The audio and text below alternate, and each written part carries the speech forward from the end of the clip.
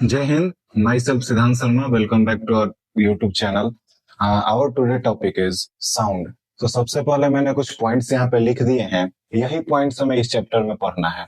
सबसे पहला जो चीज है वो हमारा इंट्रोडक्शन है, फिर उसके बाद हम जानेंगे sound travels through a medium, यानी कि कभी भी साउंड जो होते हैं कहीं भी यहाँ से अगर मैं बोल रहा हूँ वहां तक आवाज जा रही है तो उसके लिए भी एक मीडियम चाहिए। वो सारे चीज को हम इस टॉपिक में क्लियर करने वाले हैं। नेक्स्ट हमारा होगा हाउ वी हियर साउंड, यानी कि कभी भी जो साउंड है, आप लोग अगर लेक्चर देख रहे हैं तो आप लोगों को भी आवाज सुनाई दे रहा होगा, या फिर हमें अलग अलग चीजों की आवाज जैसे कि बाइक का, बस का, किसी भी चीज का आवाज जो सुनाई देता है वो हमें कैसे सुनाई देता है, ये चीज हम जानने वाले हैं थर्ड टॉपिक में। उसके आगे ह्यूमन वॉइस प्रोडक्शन। अभी मैं आपसे अगर बोल के कुछ बता रहा हूं तो यहाँ पे वॉइस की वजह से सब हो पा रहा है, यानी कि मेरा आवाज जो कि आप सुन पा रहे हैं, मैं बोल पा रहा हूं, तो कैसे ये प्रोड्यूस होता है, ये चीज को हम लोग इस टॉपिक में क्लियर करने वाले हैं। Next topic is amplitude and loudness, frequency and pitch, audible and inaudible sound, music and noise, and last noise pollution. ये सारे टॉपिक्स को हम क्लियर करने वाले हैं आज। तो चलिए स्टार्ट करते हैं। तो शुरू करते हैं अपने इंट्रोडक्शन से। इंट्रोडक्शन जो है वो ये है, साउंड का इंट्रोडक्शन का मतलब हुआ कि साउंड के बारे में बताना। तो सबसे पहला बात ये हमें बताना चाहिए कि साउंड है क्या। तो sound is a form of energy produced by the vibrations of object, यानी कि साउंड कभी भी जो होता है वो किसी भी ऑब्जेक्ट के वाइब्रेशन से, यानी कि हम एक्चुअल अगर बोलना चाहें वन वर्ड में तो हम ये बोल सकते हैं कि अगर वाइब्रेशन है तो साउंड है। अगर साउंड को अगर कहीं से भी क्रिएट करना है, प्रोड्यूस करना है, तो उसके लिए वाइब्रेशन का होना जरूरी है एकदम। ये सबसे पहला चीज हमें इंट्रोडक्शन में पता चलता है। तो इंट्रोडक्शन को लिख लेंगे आप लोग कि sound is a form of energy, sound जो कि एनर्जी का एक रूप है जो कि वाइब्रेशन के द्वारा प्रोड्यूस होता है। हमारा जो नेक्स्ट टॉपिक है वो ये है कि sound travel through a medium. सबसे पहला चीज कि इस टॉपिक से हमें ये समझना है या फिर सोचने वाली बात है कि मैं यहाँ पे खड़ा होकर पढ़ा रहा हूँ, आप तक आवाज कैसे जा रहा है, वो फोन से आप लोग आवाज सुन कैसे पा रहे हैं, यानी कि साउंड जो है वो तो फोन से निकल रहा है, मेरे को पता है, मैं बोल रहा हूँ, मेरे से आवाज निकल रहा है, लेकिन यहाँ से वहां तक गया कैसा। अच्छा, सबसे पहला चीज कि ये जो ट्रेवल कर रहा है साउंड, इसके लिए कोई मीडियम चाहिए या नहीं चाहिए, ये सबसे बड़ा क्वेश्चन आता है। तो साउंड को कभी भी ट्रेवल करने के लिए मीडियम की आवश्यकता होती है। अब अगर मीडियम ना हो, जैसे कि हम वैक्यूम रख सकते हैं, वैक्यूम का मतलब होता है कि एकदम खाली स्थान, यानी कि वहां पे कुछ ना हो, हवा भी नहीं। तो अब अगर वहां पे हम बात कर लें कि वैक्यूम में कोई भी ऐसा जगह, एग्जांपल में अगर हम स्पेस को रखते हैं जहां पे कुछ है ही नहीं, अब वहां पे अगर मैं खड़ा हूं और मैं किसी और को चिल्ला रहा हूं, बुला रहा हूं, तो क्या उसको आवाज सुनाई देगा?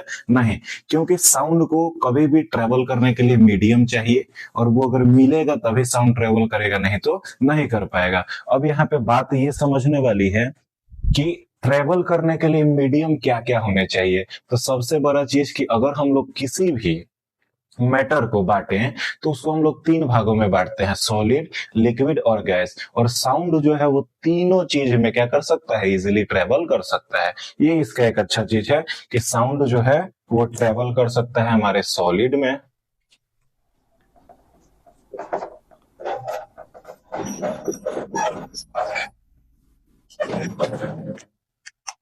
लिक्विड में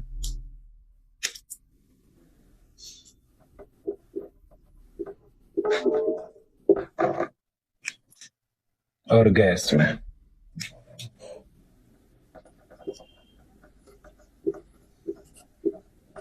अब इस चीज को एकदम ध्यान से समझना है, यानी कि साउंड जो है वो तीनों स्टेट में ट्रेवल करेगा, सॉलिड में भी करेगा। इसका एग्जांपल आप लोग हमेशा अपने आसपास में देखते रहते हैं, लेकिन वही चीज है कि बस ध्यान देने की बात है। अगर आपके घर पे किसी भी दीवार पे कोई कोई कील उल ठोके तो उसका साउंड आपको क्लियरली हर एक दीवार में दिखने को मिलेगा।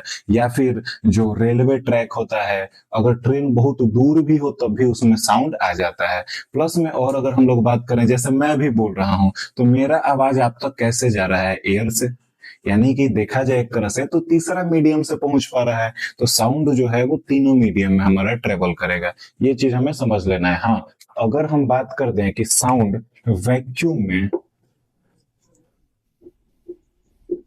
ट्रेवल करेगा तो ये क्या हो जाएगा, हमारा गलत हो जाएगा। यानी कि साउंड जो है कभी भी वैक्यूम में ट्रेवल नहीं करेगा, उसे हमेशा मीडियम चाहिए। ये चीज हमेशा याद रखना है। ये हमारा सेकंड टॉपिक था, बहुत इजीली हम लोग इसको समझने वाले हैं। क्यों खुला रहना है, सांस लिया जा सके, सांस छोड़ा जा सके।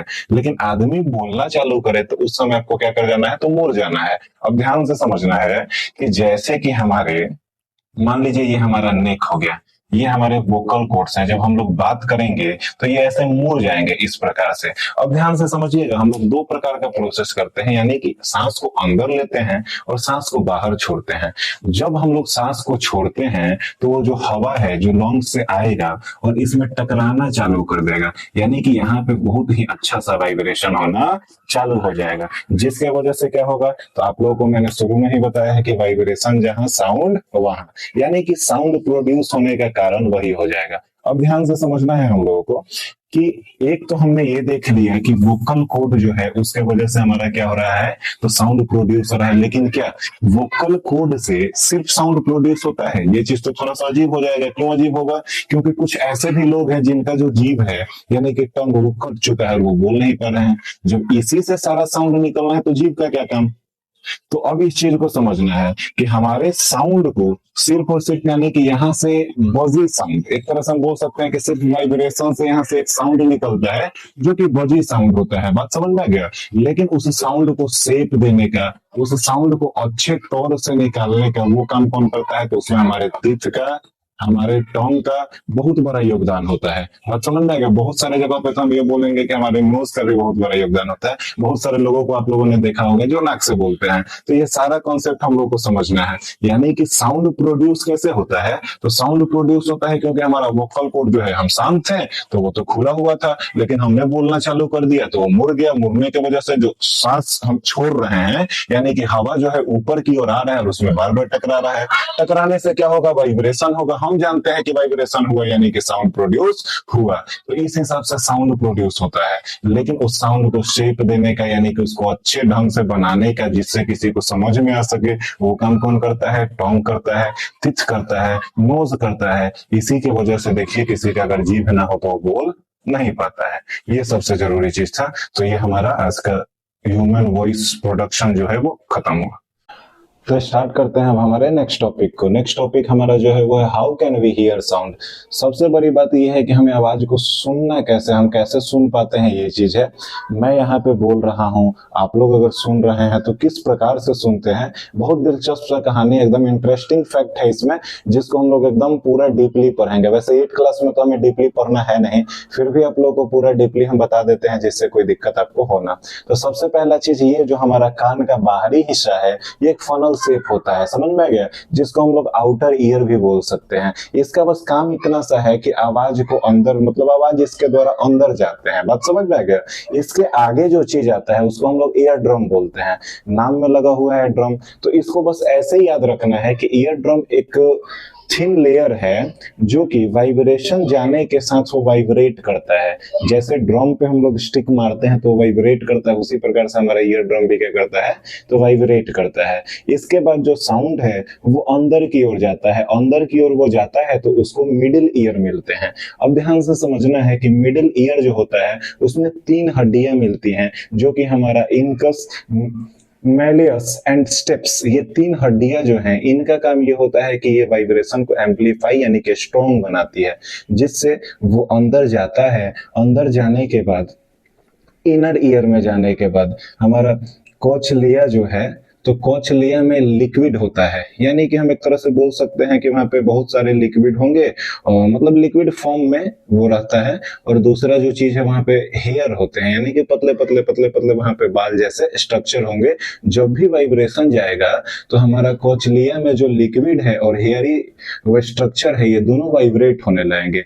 इनके वाइब्रेशन के कारण, यानी कि कोचलिया जो है उसका हेयर वाइब्रेशन क्या करता है करके और हमारे वाइब्रेशन को सिग्नल के रूप में कन्वर्ट करता है। यानी कि मेन काम किसका हो रहा है, तो हमारे कोचलिया यानी कि इनर ईयर में जो लिक्विड और हेयरी स्ट्रक्चर है वो सारा काम कर रहे हैं। वो क्या कर रहे हैं, तो वाइब्रेशन को सिग्नल के रूप में चेंज करना। और सबसे लास्ट का अगर हम बात कर दे तो ऑडिटरी नर्व के द्वारा उसको ब्रेन को भेजा जाता है और ब्रेन ये चीज का पता लगा लेता है कि हाँ कैसा आवाज है क्या है। जैसे कि समझिए, तो अगर हम यहाँ पे खड़े हैं, अभी मेरी मम्मी उधर से अगर हमको बुलाएं तो हमको तो ये देखना नहीं ना पड़ेगा, हम उनको देख थोड़ी रहे हैं, लेकिन हमको पता चल गया कि मम्मी का ही साउंड है। कैसे पता चल गया, अभी बाहर से क्या हो, कोई ट्रक चला जाए तो हमको पता चल जाएगा कि ट्रक है, कोई बाइक वाला आ जाए तो हमको पता चल जाएगा कि बाइक है। कैसे पता चल जाएगा, तो ये सारे प्रोसेस के कारण। एक बार फिर से हम लोग रिपीट करेंगे। सबसे पहला चीज, ये जो हमारा कान का बाहरी हिस्सा है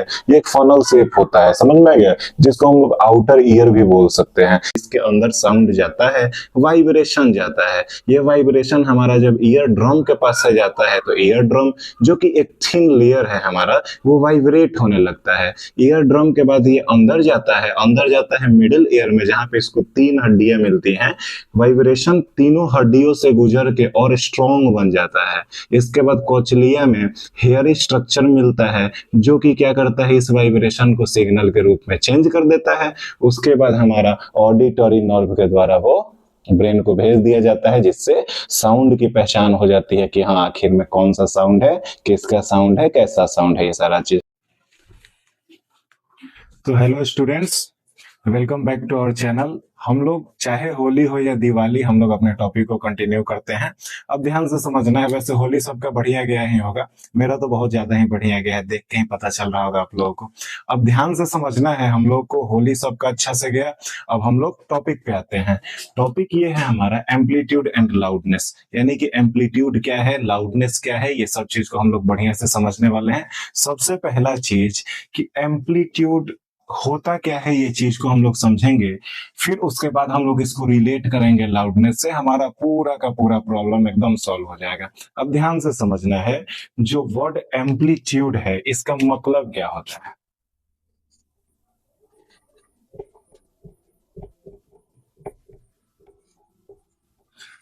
एम्पलीट्यूड हम वैसे चीजों को कह सकते हैं, जैसे कि ये साउंड से रिलेट करता है, तो हम लोग बोल सकते हैं कि कोई आवाज का वेव कितना दूर तक जा सकता है वो उसके एम्पलीट्यूड पे निर्भर करता है। यानी कि एम्पलीट्यूड अगर ज्यादा होगा किसी साउंड का तो बहुत दूर तक जाएगा, अगर एम्पलीट्यूड उसका कम होगा तो वो कम दूर तक जाएगा। ऐसे हम लोग एम्पलीट्यूड को डिफाइन कर सकते हैं। तो सभी को ये चीज समझ में आ गया होगा, एम्पलीट्यूड मीन्स कि वेव कितनी दूरी तक जाएगा। बात समझ में आ गया। एम्पलीट्यूड का मतलब हम लोग क्या कह सकते हैं कि जो हमारा साउंड वेव है वो कितनी दूरी तक जाता है, ये चीज हमें समझना है। ये हमारा एम्पलीट्यूड पे डिपेंड करता है। अब ध्यान से समझना है, लाउडनेस क्या है। तो लाउडनेस एक तरह का हम बोल सकते हैं एहसास है, एक तरह का फील वो है। जैसे कि समझिए, कोई भी हम साउंड को सुनते हैं तो वो तेज है या धीरे है, ये हम लोग क्या कर सकते हैं, तो उसे हम एहसास कर पाते हैं। अभी मेरे बगल से कोई गाना अपने ईयरबड्स में सुनते हुए जाए तो सिंपल सा बात है कि हमको एकदम धीरे से आवाज सुनाई देगा या फिर नहीं ही सुनाई देगा। लेकिन अगर बगल में कोई डीजे बजाने लगे तो उसको हम ज्यादा फील कर पाएंगे, यानी कि उसको वो तेज आवाज होगा तो उसको हम लोग लाउड बोलेंगे। अब बात यहाँ पे आता है कि एम्पलीट्यूड और लाउडनेस दोनों को मैंने एक साथ क्यों लिखा है, क्योंकि जो ये एम्पलीट्यूड है ये जो है एक प्रकार का ऐसा चीज है कि साउंड कितनी दूरी तक जाएगा, साउंड वेव कितनी दूरी तक जाएगा। लाउडनेस एक प्रकार का फीलिंग है। लेकिन इसके बाद भी अगर हम बोले तो ये जो लाउडनेस है वो पूरी तरह से एम्पलीट्यूड पे निर्भर है। यानी कि कोई भी आवाज लाउड है या फिर स्लो है, वो पूरा का पूरा किस में निर्भर है, तो हमारा एम्पलीट्यूड पे निर्भर है। अगर किसी भी आवाज का एम्पलीट्यूड हाई है तो आवाज है लाउड, अगर एम्पलीट्यूड है लो तो आवाज है वीक। ये एक छोटा सा कॉन्सेप्ट है, इसको बढ़िया से समझना था। यानी कि रिलेशन क्या बनता है कि अगर एम्पलीट्यूड होगा हाई, अगर एम्पलीट्यूड होगा हाई तो आवाज होगा लाउड।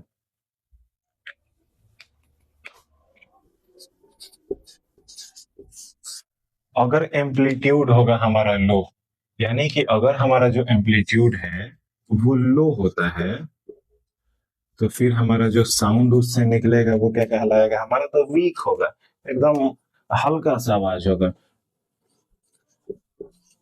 तो इस टॉपिक से हमें क्या समझने को मिलता है, तो ध्यान से समझिएगा, एक बहुत ही इंपॉर्टेंट टॉपिक है क्लास 8 के लिए। साउंड हमें आगे भी पढ़ना है तो उसमें भी काम ये करेगा। यानी कि हमारा एम्पलीट्यूड हाई होगा, आवाज लाउड कहलाएगा। एम्पलीट्यूड लो होगा, आवाज क्या कहलाएगा हमारा, तो वीक कहलाएगा। ध्यान से समझना है, फिर से एक बार रिकैप करा दे रहे हैं। हमारा एम्पलीट्यूड है वो क्या है, तो एम्पलीट्यूड हम एक तरह से बोल सकते हैं कि कोई भी साउंड वेव कितनी दूरी तक जाता है। एम्पलीट्यूड क्या है, तो एम्पलीट्यूड यानी कि साउंड वेव कितनी दूरी तक जाता है। ध्यान से इस बात को समझना है। दूसरा चीज कि लाउडनेस किस पर निर्भर करता है, एम्पलीट्यूड पे। एम्पलीट्यूड ज्यादा होगा, लाउडनेस ज्यादा होगा। एम्पलीट्यूड कम होगा, लाउडनेस कम होगा। तो ये चीज समझाने के बाद हम आशा करते हैं कि आप लोगों को पूरा का पूरा कंसेप्ट क्लियर हो गया होगा। तो चलिए नेक्स्ट टॉपिक पे हम लोग चलते हैं।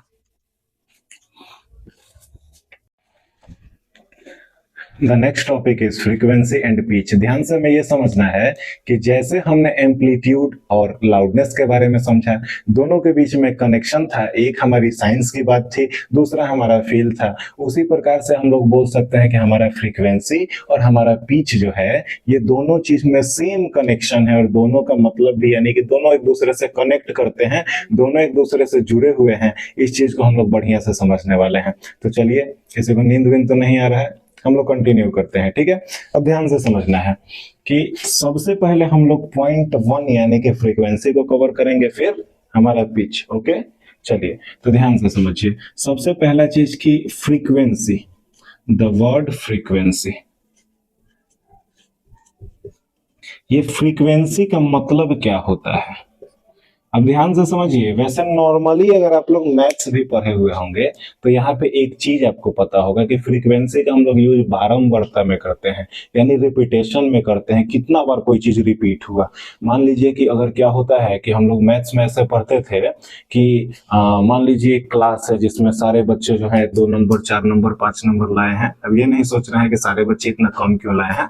तो मान लीजिए कि अगर 10 बच्चे जो हैं वो 5-5 नंबर लेके आते हैं, तो उस क्लास में जो 5 नंबर लाने वालों का फ्रीक्वेंसी होगा वो 10 होगा। समझ में आ गया। इस प्रकार से हम लोग रेपिटेशन के जगह पे इसका यूज करते थे। लेकिन अब तो हम लोग साइंस पढ़ रहे हैं, तो यहाँ भी फ्रीक्वेंसी का मतलब कुछ उसी प्रकार का है, लेकिन मैं इसको डिफाइन करता हूँ। ध्यान से समझिएगा। यानी कि जो साउंड वेव है, वही साउंड वेव जो कि हमारा एम्पलीट्यूड में हम लोगों ने पढ़ा था कि कितनी दूर तक जा रही है, वही साउंड वेव 1 सेकेंड में कितने बार रिपीट होती है, उस चीज को हम लोग क्या कहते हैं, फ्रीक्वेंसी कहते हैं। ध्यान से समझना है कि साउंड वेव पर सेकेंड में कितनी बार रिपीट होती है, उसको हम लोग क्या बोलेंगे, फ्रीक्वेंसी बोलेंगे। अब ध्यान से समझना है कि फ्रीक्वेंसी जो है ये 2 प्रकार का हो सकता है।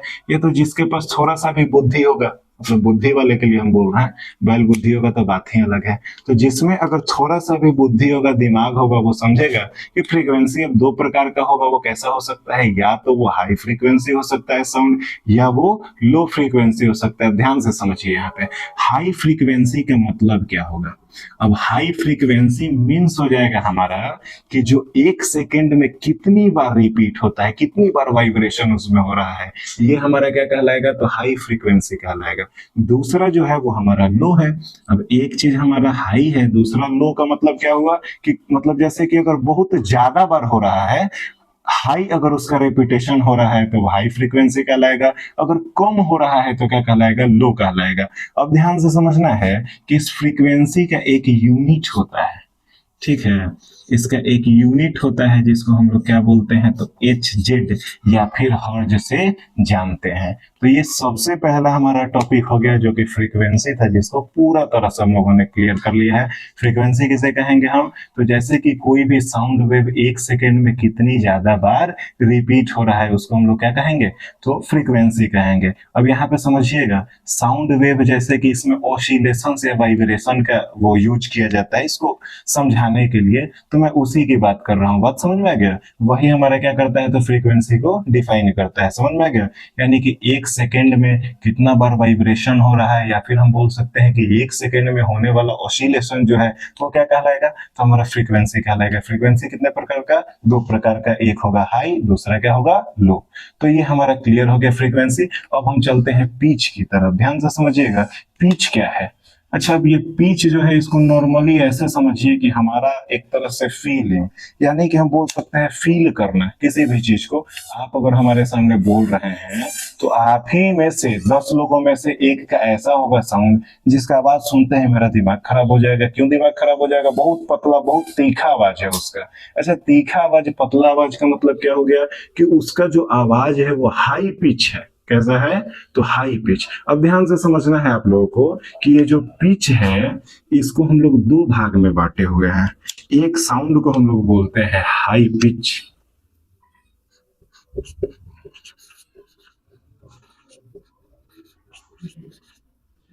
और दूसरे को हम लोग क्या बोलते हैं? तो लो पिच।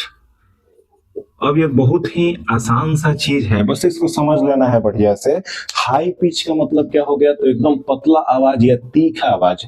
अच्छा, आप लोग अच्छा से समझ सकते हैं इस चीज को। छोटा बच्चा हो कोई, अगर वो बहुत ज्यादा चिल्लाता है तो हमें क्या लगता है? उस समय इरिटेशन होने लगती है, मतलब हमारा सहन शक्ति से वो ज्यादा होने लगता है। यानी कि पतला आवाज, तीखा आवाज जो होगा वो बहुत अजीब लगता है हमको, उसको हम लोग क्या बोलते हैं? तो हाई पिच। जैसे कि एग्जाम्पल, औरतों का आवाज क्या होगा? हाई पिच होगा। लो पिच का मतलब क्या? भारी आवाज। जैसे कि मेरा आवाज हो या फिर जितने मर्दों का आवाज होगा वो क्या होता है? Low pitch. अब देखिए, बहुत सारे ऐसे भी लड़के होते हैं जिनका आवाज हाई पिच होता है, लड़कियों जैसा होता है, तो मैं उनकी बात नहीं कर रहा हूँ, लेकिन अक्सर जो होते हैं उनका कैसा होता है? तो लो पिच, यानी कि भारी आवाज। अगर हम लोग एग्जाम्पल के रूप में ले तो चिड़िया हो गया, उसका आवाज कैसा है? हाई पिच है। अगर हम बात करते हैं शेर का आवाज तो कैसा है? लो पिच है। तो हम एग्जाम्पल्स भी लिख देते हैं कि आप लोग आराम से अगर नोट्स वगैरह बना रहे हो तो कोई दिक्कत ना हो। यहाँ पे जैसे कि एग्जाम्पल्स में हम लिख सकते हैं child,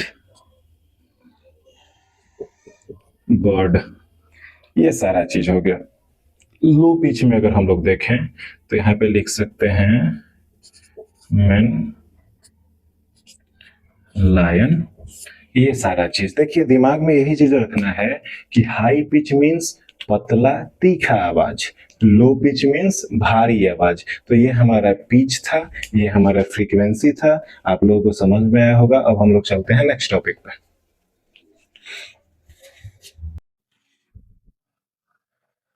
the next topic is audible and inaudible sound. अभी तक पढ़ने में मजा तो आ ही रहा होगा। अगर मजा नहीं भी आ रहा होगा तब भी पढ़ना है, क्योंकि मजे के लिए तो हम लोग को पढ़ना नहीं है, रिजल्ट चाहिए तो पढ़ना पड़ेगा आप लोगों को। अब ध्यान से समझना है कि ऑडिएबल एंड इनऑडिएबल साउंड क्या है। सबसे पहले हम दोनों चीज को अलग अलग बांटेंगे और उनको बढ़िया से समझ लेंगे। इसमें कुछ कुछ इंपॉर्टेंट पॉइंट्स आएंगे जो एग्जाम में हमेशा आते हैं, तो आप लोग को ध्यान से समझना है। सबसे पहले हम लोग ऑडिएबल को समझते हैं। द वर्ड ऑडिएबल,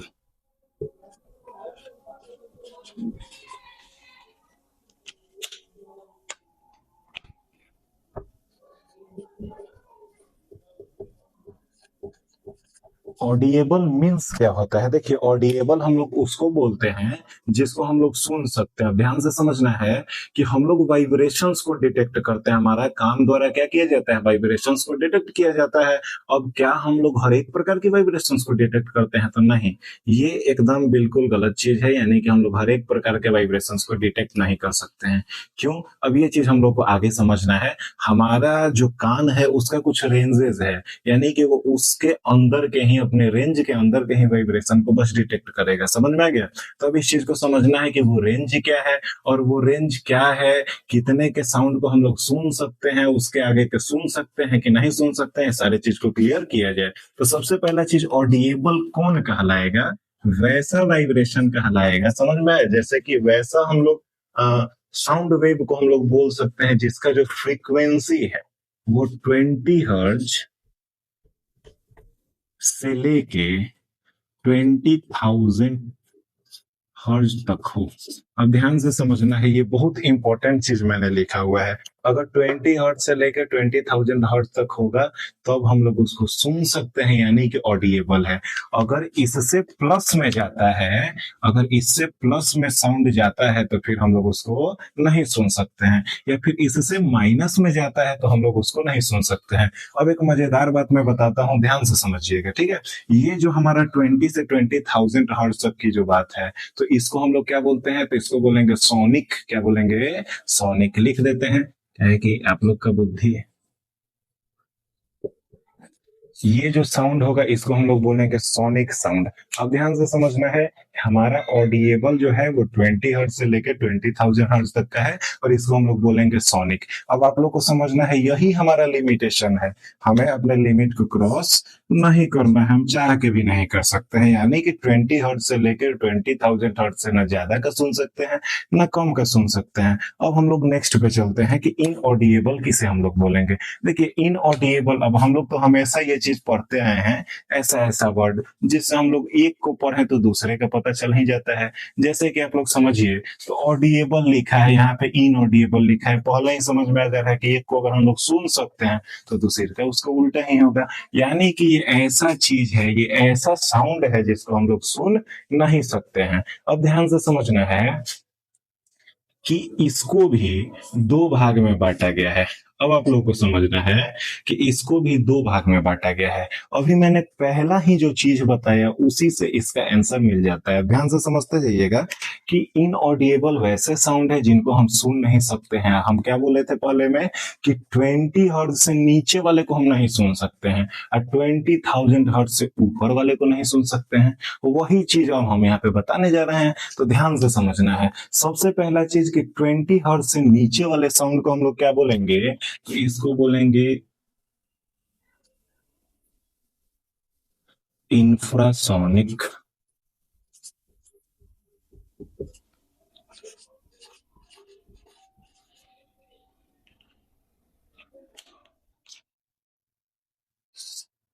दूसरा जो चीज है कि हमारा 20,000 हर्ट्ज से ऊपर वाले को हम क्या बोलेंगे,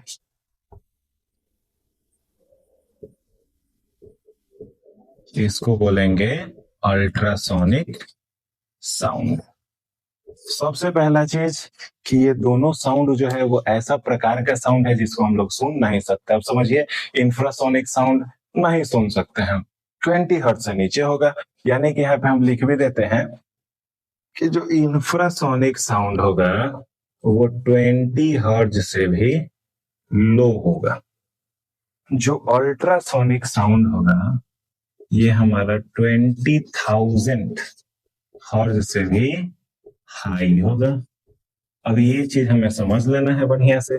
ये अगर हम लोग समझ लेते हैं तो कोई दिक्कत ही नहीं है। अब आप लोग समझिए कि ये दोनों कैटेगरी के साउंड को हम नहीं सुन सकते हैं, यानी कि इंसान इसको नहीं सुन सकते हैं। मेरे कहने का मतलब ये है कि जो जो इंसान होंगे वो इसको नहीं सुन सकते। हाँ, अगर आपको सुनाई देता है तो उसके बाद आप अपने आप को समझ सकते हैं। यानी कि जो कुत्ते होते हैं, एक तरह से अगर हम बोले तो वो 20,000 हर्ट्ज से ज्यादा, वो 45,000 हर्ट्ज तक के साउंड को इजीली सुन सकते हैं। तो अब ध्यान से समझना है, इंसान जो है वो इस कैटेगरी के साउंड को यानी कि इनऑडिएबल साउंड को नहीं सुन सकते हैं। ये हमारा ऑडिएबल था, ये हमारा इनऑडिएबल था। फिर से एक बार हम लोग रिकैप करते हैं। ऑडिएबल साउंड का मतलब द गॉड ऑडिएबल मीन्स क्या, तो वैसा साउंड जो 20 हर्ट्ज से लेकर 20,000 हर्ट्ज के बीच का हो, इसको हम लोग सोनिक साउंड भी बोलते हैं। इनऑडिएबल का मतलब क्या, कि जो 20 हर्ट्ज से कम हो या 20,000 हर्ट्ज से ज्यादा हो, इसको हम लोग क्या बोलेंगे, तो इंफ्रासोनिक साउंड बोलेंगे, जो कि हमारा 20 हर्ट्ज से लो हो। और अल्ट्रासोनिक साउंड किसे बोलेंगे, जो 20,000 हर्ट्ज से हाई हो। तो हमारा ये टॉपिक खत्म होता है, चलते हैं नेक्स्ट टॉपिक की तरफ। तो शुरू करते हैं हमारे नेक्स्ट टॉपिक को। तो next topic is music and noise. अब ध्यान से समझना है कि म्यूजिक और नॉइज है क्या। सबसे पहला रिलेशन अगर हम बनाएं तो ये हमारा म्यूजिक और ये नॉइज दोनों एक प्रकार का साउंड है, दोनों एक प्रकार का साउंड है। फिर ये दो क्यों है, ये दोनों अलग अलग कहाँ बनते हैं, तो अब इस चीज को समझ लेना है। यानी कि सबसे पहला चीज कि म्यूजिक जो कि एक ऐसा साउंड है जो हमको प्लीजेंट लगता है। बात समझ में आ गया। अब ध्यान से समझना है कि जो हमारा म्यूजिक है वो हमको कैसा लगना है, तो हमें प्लीजेंट लगेगा। अब बात आता है प्लीजेंट का मतलब क्या, अच्छा, प्यारा। प्यारा समझ में आता है बस। तो अब यहाँ पे दूसरा जो चीज है वो हमारा नॉइज आ जाता है। अब नॉइज क्या है, नॉइज एक ऐसा साउंड है जो हमको इतना ज्यादा प्लीजेंट लगता है कि हमारा दिमाग खराब हो जाता है, यानी कि हम एक तरह से बोल सकते हैं डिस्टर्बिंग साउंड। यानी कि नॉइज कहीं भी होगा तो वहां पे क्या होगा, तो हमको बहुत बुरा फील होगा, यानी कि गंदा आवाज हम बोल सकते हैं, एक तरह से बुरा आवाज समझ लीजिए इस चीज को। यानी कि बुरा आवाज, वैसा आवाज या गंदा आवाज हम उसको बोलते हैं जो हमारे माइंड के लिए सही नहीं होता है, उसे हम लोग क्या बोलेंगे, नॉइज बोलेंगे। और ध्यान से समझना है कि जिसे हम लोग अनप्लीजेंट कैटेगरी में रखते हैं। अब इस चीज को ध्यान से समझना है कि अनप्लीजेंट क्या है और प्लीजेंट क्या है। यानी कि सीधा सा चीज है कि जब म्यूजिक हम सुनेंगे हमको बड़ी मजा आएगा, वाइब करने लगेंगे हम लोग एकदम, यानी कि एकदम समझिए तो पूरा मतलब माहौल बन जाएगा बढ़िया सा, खूब मजा आएगा। लेकिन वहीं पे अगर आप रोड पे जा रहे हैं, क्या पीछे से एक बुलेट वाला या कोई भी एक बाइक वाला हॉर्न बजाता है, वहां पे वाइब कर सकते हैं? ये नहीं हो पाएगा आपसे। क्यों? क्योंकि वो साउंड जो है वो अनप्लीजेंट है, ये साउंड जो है वो प्लीजेंट है। अब यहाँ पे समझना है कि म्यूजिक कब नॉइज बन जाएगा, ये भी पॉसिबिलिटी है कि ये जो म्यूजिक है ये भी क्या बन जाए, नॉइज बन जाए। अब मान लीजिए कि प्लीजेंट यानी कि प्यारा आवाज लगने के लिए प्यारा आवाज होना भी तो चाहिए। अब मान लीजिए कि कोई बेसुरा सिंगर आपके गांव का आ गया, वो लगा गाना गाने, उसके हिसाब से तो वो क्या कर रहा है, तो सिंगिंग कर रहा है, एक तरह से म्यूजिक टाइप का वो चीज हो गया। लेकिन आप जब उसको सुन रहे हैं तो क्या आपके लिए वो प्लीजेंट है? तो वो क्या हमारा हो जाएगा, वो नॉइज आपके लिए हो जाएगा। मान लीजिए कि मैं एक ड्रम बजा रहा हूं, अगर मैं अच्छे तरीके से बजाऊंगा तो हमारा एकदम प्लीजेंट साउंड आएगा। गिटार में कुछ भी बजाऊं, अगर अच्छे ढंग से मैं बजाऊंगा तो प्लीजेंट साउंड यानी कि प्यारा आवाज आएगा, तो आपके लिए वो म्यूजिक है। लेकिन अगर मैं उसको बहुत अधिक ज्यादा मतलब एक तरह से बोले तो वॉल्यूम में, या फिर हम बोले तो बहुत खराब तरीके से वो करूँ, तो वो क्या बन जाएगा, हमारा नॉइज बन जाएगा। यानी कि जरूरी नहीं है कि हर एक म्यूजिक प्लीजेंट ही हो। तो सीधा सा चीज है कि अच्छा, यहाँ पे हमें ये कहना चाहिए कि हर एक म्यूजिक जो होगा वो प्लीजेंट साउंड को ही हम लोग बोल सकते हैं। यानी कि ध्यान से समझिए कि जो प्लीजेंट साउंड है वही म्यूजिक है, ठीक है। अगर साउंड प्लेजेंट नहीं है वो क्या कहलाएगा, हमारा नॉइज कहलाएगा। यहाँ पे ये चीज सबसे पहले आप लोग का क्लियर हो जाना चाहिए। अब एक बात को समझना है कि हमारा जो नॉइज है वो क्या क्या नुकसान करता है। तो ध्यान से समझना है कि यही नॉइज जब हमारे एयर में घुल जाता है, यही अनप्लीजेंट साउंड जब हमारे एयर में घुल जाता है, तो उससे क्या होता है, हमारा तो नॉइज पोल्यूशन होता है। इस चीज को ध्यान से समझना है। यानी कि नॉइज पोल्यूशन कैसे होगा हमारा, तो जब नॉइज एयर में घुल जाएगा तो उससे एक चीज क्रिएट होगा जिसको हम लोग बोलते हैं नॉइज पोल्यूशन।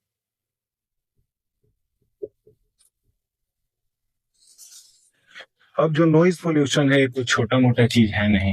यानी कि नॉइज पोल्यूशन हमारे ऊपर बहुत ज्यादा इफेक्ट डालता है। हमारा लास्ट टॉपिक यही चीज था, तो ध्यान से इस चीज को समझ लेना है। नॉइज पोल्यूशन यानी कि मान लीजिए कि आजकल के समय में बहुत ज्यादा बढ़ गया है। इसका कारण क्या हो सकता है, तो अननेसेसरी जो हम लोग हॉर्न बजाते हैं, डीजे बजाना, ये बहुत सारा चीज है। इसी के वजह से आजकल आप लोग देख रहे होंगे कि जो सरस्वती पूजा होता है या फिर किसी भी प्रकार का जो ओकेजन होता है जहाँ पे हम लोग डीजे या बॉक्स बजाते हैं, वहां पे पुलिस ने क्या कर दिया है, तो उस चीज पे प्रतिबंध यानी कि रोक लगा दिया है। अगर आपको करना है तो वहां से पहले परमिशन लेना पड़ेगा, तब आपको करना है, वो भी एकदम लो वॉल्यूम में।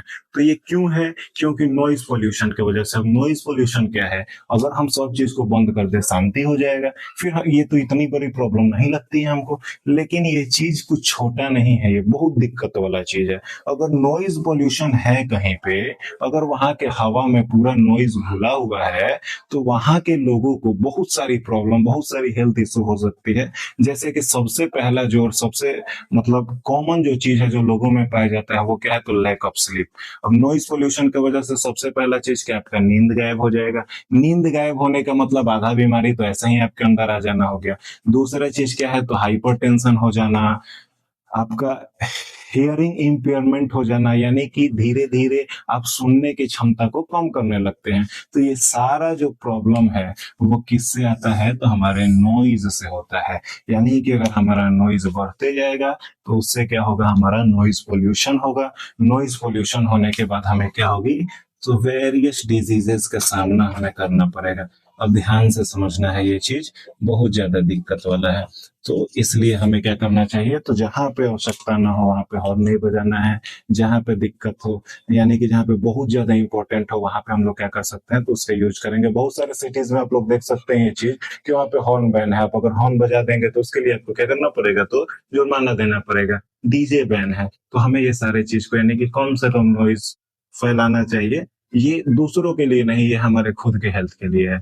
तो थैंक यू, ये हमारा पूरा टॉपिक था। आशा करते हैं कि आपको बढ़िया लगा हो। ठीक है।